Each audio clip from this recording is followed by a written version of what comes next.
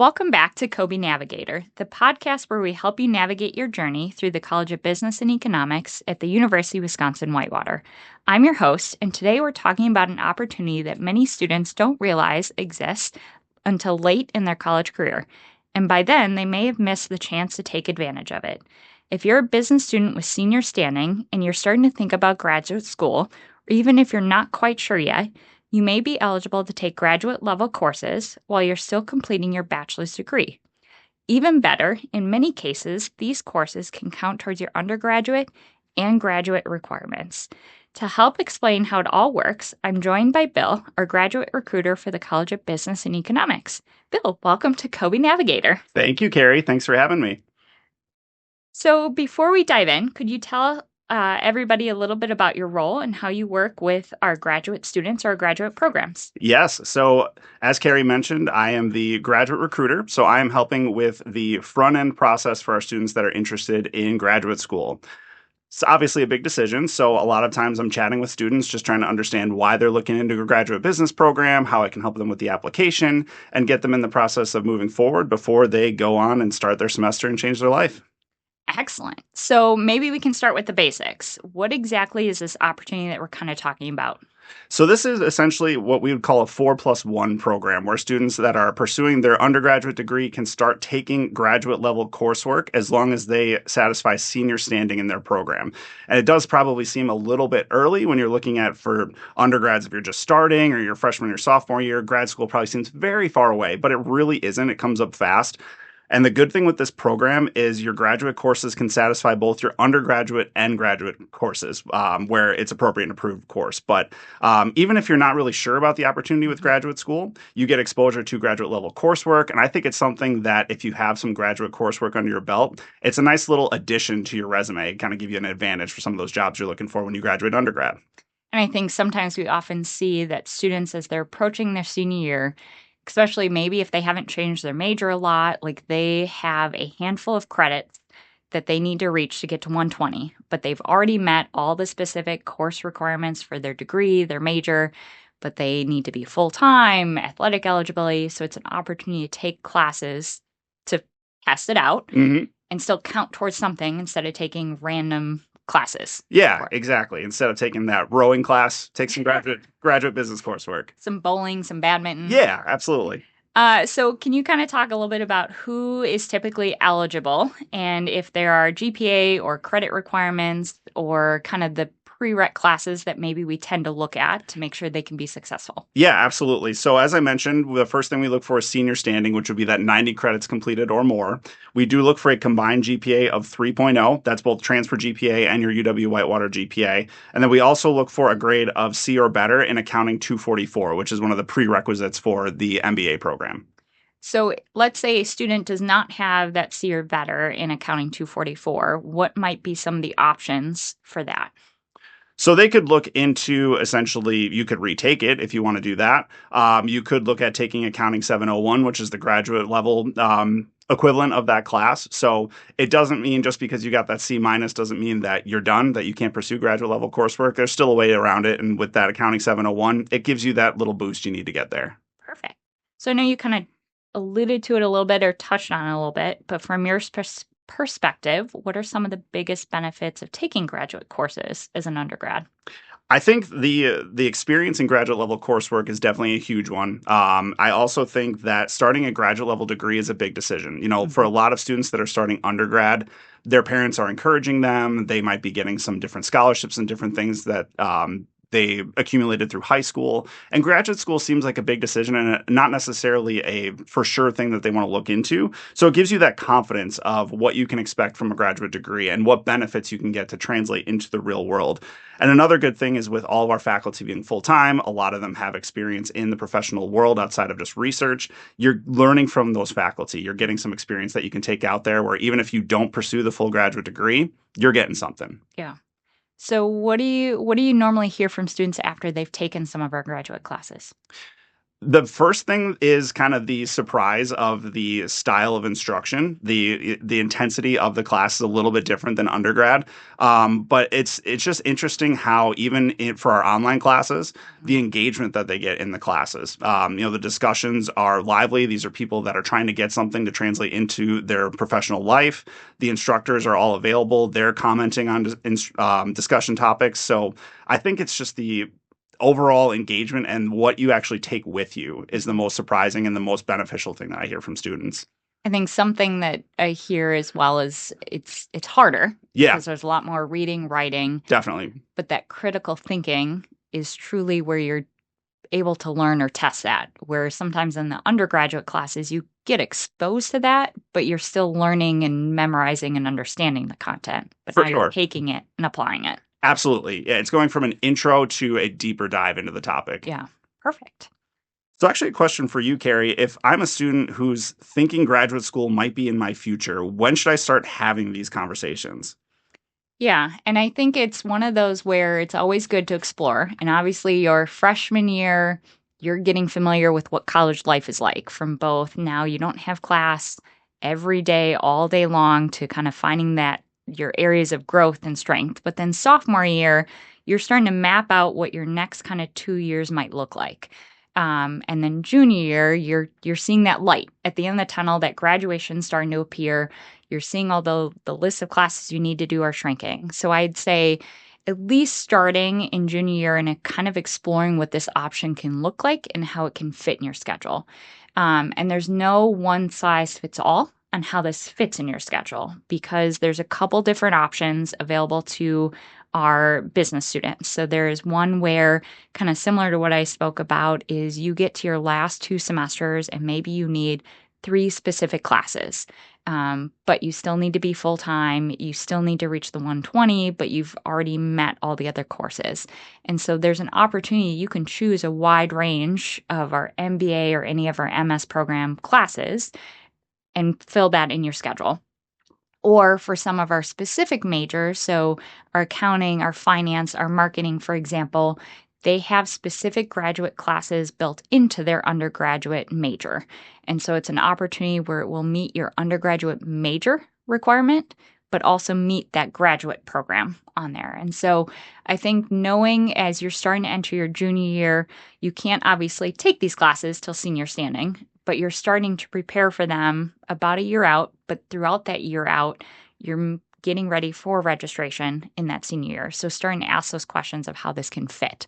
And then we'll kind of get into a little bit of the options as far as modality and the types of programs. But I think that also comes into play of what that looks like in your schedule for it. But until you start to approach that registration time. So I say it's never too late to ask because sometimes students also realize that they might have one more class that they need to do, but we can still add some classes on it. So we can register you up almost until the semester starts, but we also want to make sure we're clearing you for graduation in a timely manner as well.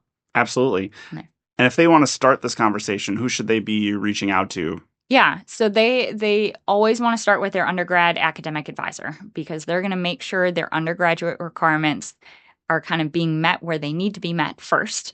But then they will connect with the individual that can work them through the process of enrolling. So because they're graduate classes, currently, undergrad students can't just go register for them on their own. But we need to make sure eligibility is met, but it's still a pretty smooth process of having a brief meeting with the person that coordinates that, and then the graduate school will actually do the enrollment for them on there. We just need to do the dot the I's and cross the T's, so to speak, first, but always start with the academic advisor. Absolutely. Perfect. So maybe you can tell us, as we kind of talked about, we have a variety of grad program options and new this fall, some modality options. So maybe you can tell us a little bit about the grad programs that are available to students in the College of Business and Economics. Absolutely. So the most popular graduate program that our students choose is the MBA because it's really designed as a breadth degree where you're getting exposed to all the different areas of business. You're getting a little bit of marketing, data analytics, learning a little bit about economics. So you're getting kind of a wide range of things. And the good thing with the MBA program, like you mentioned, there's a couple of different modalities now. So traditionally, we've offered the 100% online format where it's asynchronous. It's really a great design for working professionals that if they want to continue their full-time employment, they want to pursue a graduate education while they're doing that, it makes it really simple. The course is paced, so you don't have to necessarily feel like you're just doing all the coursework whenever you can. You're not really engaging with students. It's set up in a way that you're engaged and that you're learning from each other along with the instructor. If you're that person that you just don't really feel confident with the online format, which it's not for everyone, that's okay. We have begun to offer a in-person as well as a hybrid option for the MBA. So there's a couple of different emphases that students can choose where they can take the program entirely in person, where they take their core curriculum, their emphases, and their elective all in person. If you want to choose some other emphases that we offer traditionally online, you can essentially take it as a hybrid option. So the MBA is definitely the most popular. It's definitely something where it still translates in the workplace in a major way, along with some of the specialty masters that we have too. The specialty masters, they are all 100% online. They're all asynchronous, similar format like I mentioned. So if you're looking to get more of a targeted focus, whether it's in finance, marketing, environmental safety and health, data analytics. There's a lot of different options where if you feel like you found your thing, there's a way you can do it. So biggest advice I would say to a student is it looks like a lot on paper. Don't be afraid to call somebody. Don't be afraid to talk to me. Don't be afraid to send an email. Let's talk it through. Graduate school is a big decision. It's not a cheap undertaking, but it's definitely something that if you feel passionate about it, it still translates in the workplace. And I think a nice part or bonus is a lot of the classes go across all the different programs. And Yeah. so even if you're testing out one or two classes, in many ways, that'll fit in many of the different programs. Mm-hmm. So it allows you to test a little bit as you're still exploring as well. Yeah, and you can test the graduate school experience too. If you're looking and you say, well, I have this vacation planned in the summer, but I want to start in spring. You can start the program, you can stop, you can come back in the fall once that vacation's done. So it's very flexible. There's a lot of different options where you can stop and start. You can take, for the MBA, you can kind of explore whether you want to take full-time or part-time. So there's a lot of different ways to make this work. And I think something that I've seen with our students is they'll start with those face-to-face classes as they're finishing up their undergrad. They've got a full-time job lined up, and so they'll pause because a lot of times once they're employed for a year, they get tuition reimbursement. And so they're paying for their undergrad, they're finishing that up, they're going to work for a year, and then they're coming back because of that flexibility that's available. Absolutely. On there. So any kind of last minute or last thoughts that you might want to share with students of how can they explore our different programs? I know you'd said kind of meet with you. Are there other areas that they can kind of see information sessions or how they can learn more about our programs? Absolutely. So each program has a program page where you can review the curriculum, you can review the tuition, which is pretty uniform across most of our programs, but you can review kind of what the job expectations are. So that's all available on our website. I do offer information sessions for each individual program. So if it's something where you want to have the general overview, kind of have it laid out in front of you, but then have the opportunity to ask questions from me, you're certainly able to do that too. And I would also encourage you to just kind of look around at some of the accreditations that we boast on our website. So we're AACSB accredited here for the College of Business. So kind of look into what that means and how that translates. Like I say, graduate school is a big decision. Get the whole picture. Perfect. So I want to start something new with this episode. Oh, perfect. And kind of give you some rapid fire questions based off our topic. All right, let's do it. So can you, off the first thing that pops in your head, what's one piece of advice for students who are on the fence about doing grad school or not? Knowledge is power. The more you can get, the better you're going to feel about it. I'm a very calculated person. I need to know each step I'm taking. Just keep taking in info. Just keep learning, and you're going to feel more comfortable and get off the fence. And then what's one myth about graduate school that you would like to bust? That online is worse than in person. That is not true anymore. Especially with our program, we've been doing it since 1998. There's a lot of programs out there that are starting to get into online. They're not getting into it because it's a worse program. You can still get a quality education online. And I think the only caveat is it takes a little bit more discipline Sure. to keep yourself in check. But to your point, I think there's so much out there that you've seen online education evolve to fit with what students or people are seeking, but also making sure it's convenient to reach those goals that they might have. Yeah, absolutely. What's your favorite thing about working with graduate students or prospective graduate students? Ooh, you threw me for a loop with perspective. Because my favorite thing overall is watching them graduate because I recognize the people that I talked to that they had concerns about managing their childcare, they had concerns about managing their position, and then seeing them walk across the stage at the hooding ceremony we offer, that's my favorite part of the job. I think my favorite thing with prospective students is seeing that light turn on. You're talking to them, they're very nervous, you're asking a handful of questions, which you're allowed to, and then seeing that light turn on of, you know what, I can do this, and start asking me about how to apply and seeing them admitted to the program. That's why I do it. I think that was kind of my favorite thing with students, especially online students also in general, is the ones that are not afraid to ask the questions because every institution, every program, every admission requirement is different. And so if they are willing to ask, to understand, that shows some proactiveness and that they want to be successful instead of assuming this program's like that program. Yeah, absolutely. Type of thing. What is one word that describes the UW-Whitewater graduate experience or CoBE graduate experience? Flexible. I like it. I like it. So, in kind of closing, if listeners remember one thing from today's conversation, what would you want that to be? I would say if you remember one thing, if you're an undergraduate that's thinking about graduate school, look into it sooner than later. It's never too early to kind of plan it out. Think about what you're going to do post graduation. It seems far away, but it comes up very quickly. You're having a great time and figuring out what you're going to do as an adult, and before you know it, you are an adult. So don't be afraid to reach out to Kari, reach out to myself, reach out to your academic advisor. Just get the information. It doesn't hurt to look into it and go from there.